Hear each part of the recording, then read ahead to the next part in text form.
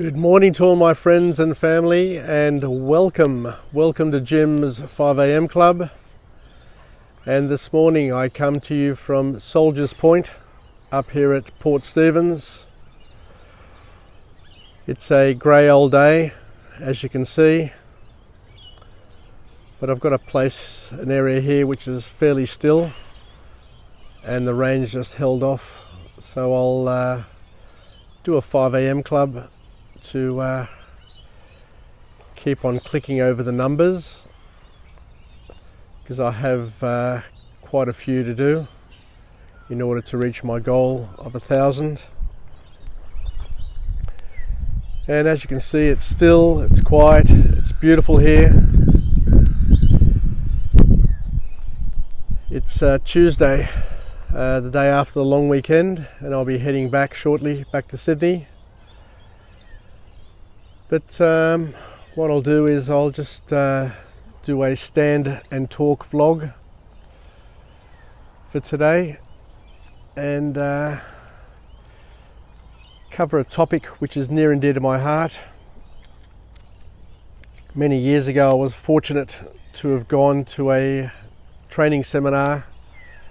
It was called a sales boot camp, and it was run by a fellow called Tom Hopkins, who was an American real estate guru, salesman. And one of the things he talked about, and one of the things I want to touch on today,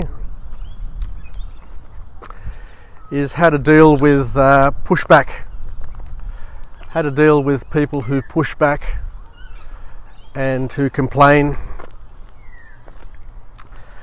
And it's a very, very simple technique.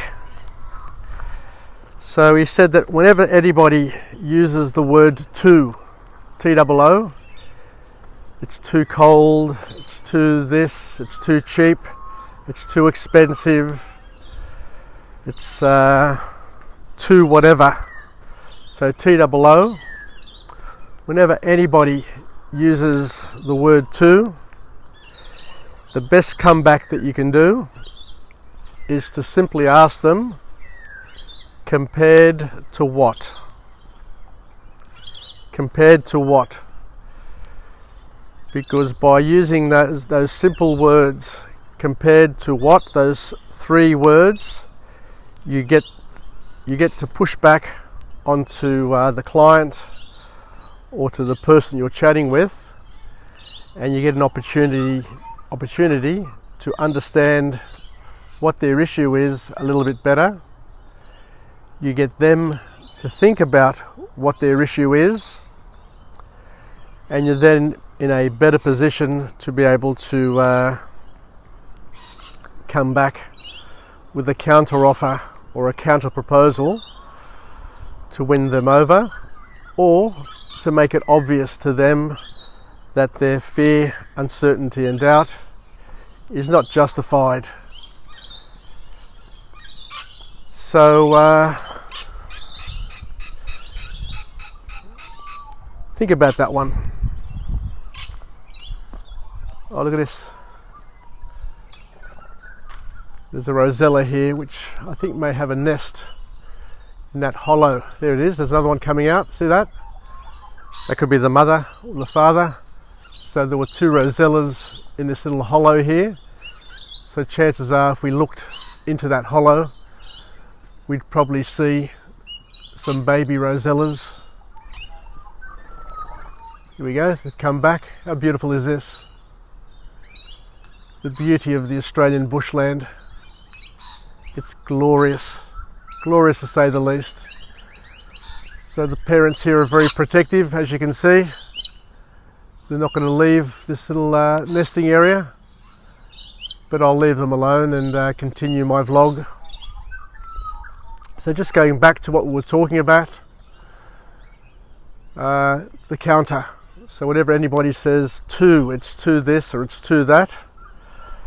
And I've been in sales and I've supported sales teams my whole professional career in a pricing capacity and bidding capacity. and clients would always come back saying it's too expensive, or it's too this, or it's too that. And by far the best thing you can do is to say, well, compared to what? And when they tell you, oh, compared to a competitor's product, that's when you can start to dismantle their argument. Because one thing I've learnt,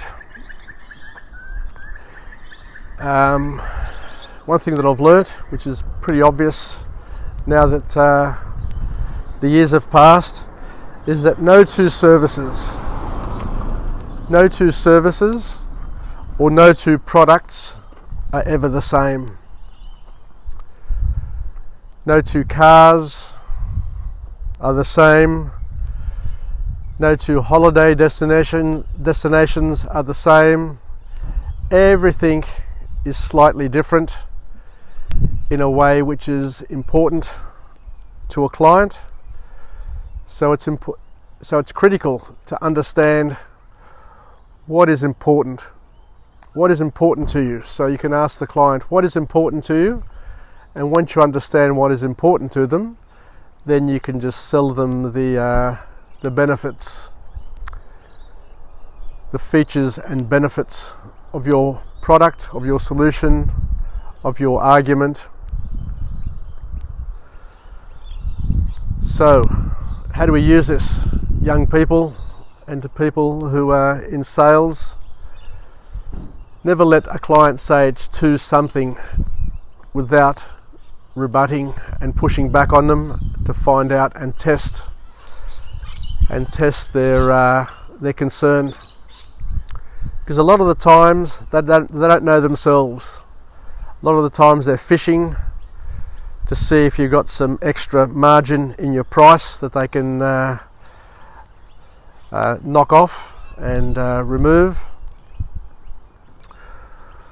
or they're just they don't just understand your product well enough or your offering well enough.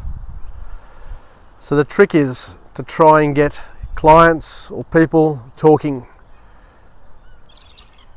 So here's another important thing. The more you talk, when you're talking to salespeople, the more you talk, the more you're opening yourself up for them to come back with questions and to slowly corner you into a position of submission. So I guess another important lesson for people is that if you don't want to buy something from somebody, or if you're not interested, tell them early in the piece. Tell them up front that you're not interested in purchasing, and save yourself the game of cat and mouse, where you get slowly courted into a position where you just can't say no anymore. So there's a big lesson there. There's a big lesson there for everybody. If you're not interested in somebody, if you're not interested in their product, if you're not interested in their company, call it out early. There's no shame. There's no shame in telling people you're not interested, because before you know it, you'll have a charming salesperson selling you something, and you'll be leaving buying something that you didn't want, didn't suit your purpose, and it's something that you're stuck with. So don't fall into that trap, and by all means just tell people you're not interested, and limit the conversation where possible, so that you're not throwing out burley and baits to make them to want to chase you and corner you even harder. Anyway, so what did we learn today? The key lesson is, whenever anybody is negative or has a concern and says that your product or what you're doing is too expensive, you just ask them, compared to what? And they'll say, well, it's too expensive compared to that car or to that product. And that's when you can start to say, well, these products are different. No two products are the same. And then you can highlight the strengths in your offering and also highlight the weakness in the other offering. And then once you marry up what's important to the client and what your product has to offer, then it's very, very easy to close the price gap and to convince your client or whoever you're trying to convince of the merits of your discussion, of your findings. So let's finish off with a positive affirmation. I'm alive, I'm well, and I feel absolutely great. To my friends and family, stay connected, stay relevant, and most importantly,